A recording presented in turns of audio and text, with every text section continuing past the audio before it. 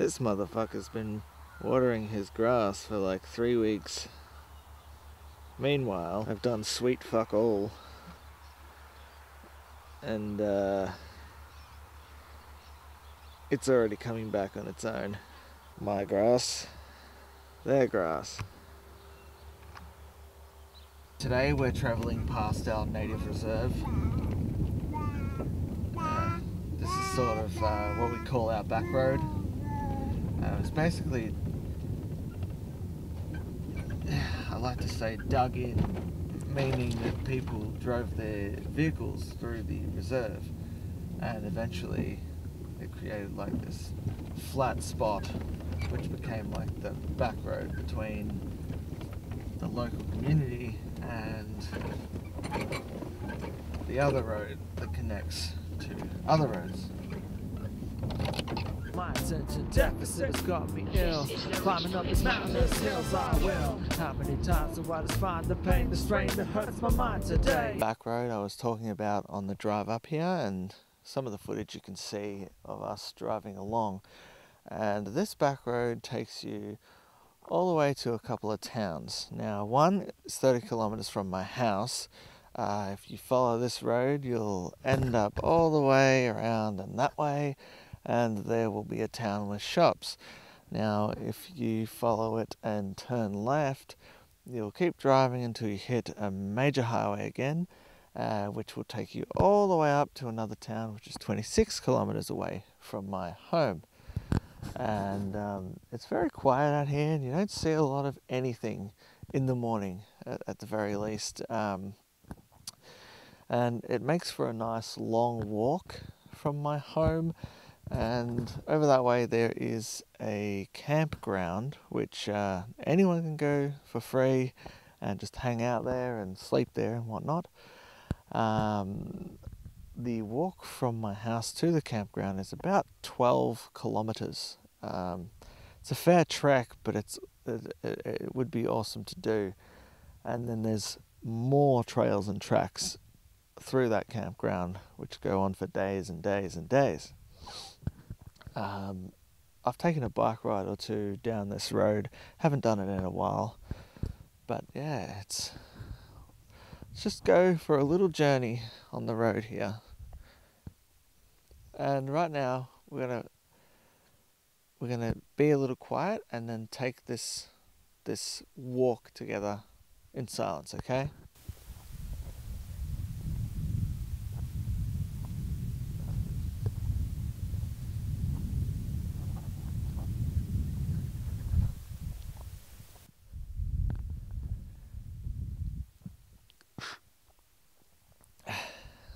Perfect. Now to my left you will see the turbines in the background, and they are clouded.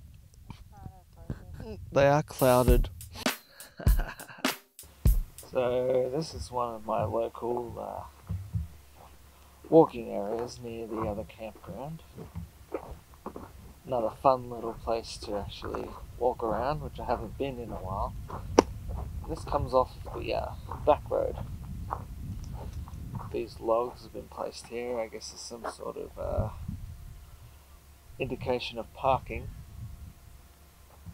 And comes off of a red, sort of a nice orangey dirt road. And right now they have, I don't know if you can see, but if I did walk out to the road, it would show you that they have burnt the fields, and it smells like toxic waste. And here's a fire pit. I mean, there's not really camping here, so I don't see why people need a fire pit. Now we walk around. Don't really want to reveal too much of where I am, but get a little close up to that. Feral bees, eh? Fair enough. Now, the interesting thing is, well, untreated rainwater. Okay, well, most of us who live out here that have rainwater, we do have to drink the water, and we also have a bore system which we can filter and drink or use it for other things. I don't see a problem with it. I have more of an issue with chlorinated, fluoridated water, whatever it's called, than I do with something that sort of comes from the earth, you know. Now, this isn't like abandoned or anything. This is an area where you can go hang out. Go for little hikes, little mini hikes. Very dark in here. Give that a bit of a, yeah. Just turn up the aperture just for this. Nice little seating area. And I guess like a barbecue area. I'll go back to the out.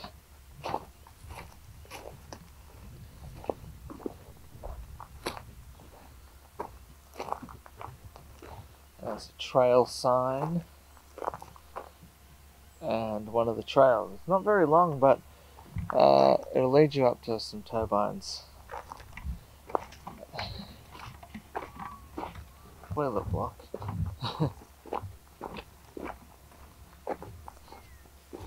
There's a sign indicating that the toilet's over there, and there's the toilets, which we don't really need to travel to.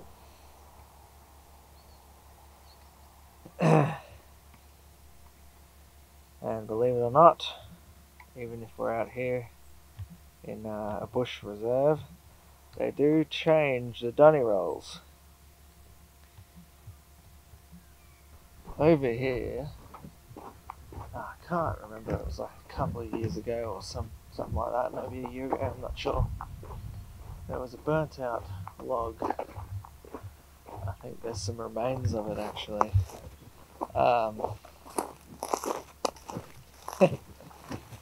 So we'd come here, it wasn't quite summer anymore, and there was a giant log here in the middle somewhere, and it was just completely orange. And so we were out here by ourselves. My only worry was being in trouble because we're the only ones here. I did not want to be caught out being suspicious. But my partner just said, oh, we have to call someone, so we did. And yeah, I guess this is the leftovers of what remained down here. So it's not a big red truck that comes out. They have little local teams that come out in utility vehicles, and they come out and suss the area, and whatever calls they get, they attend to it.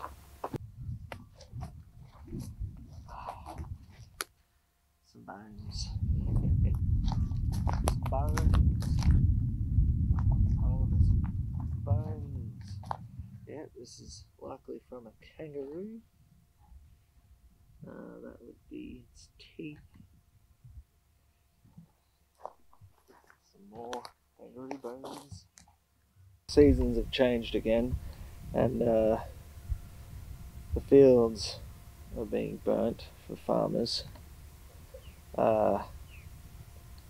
which means they're going to continue to grow, I guess, wheat and canola and whatnot out here.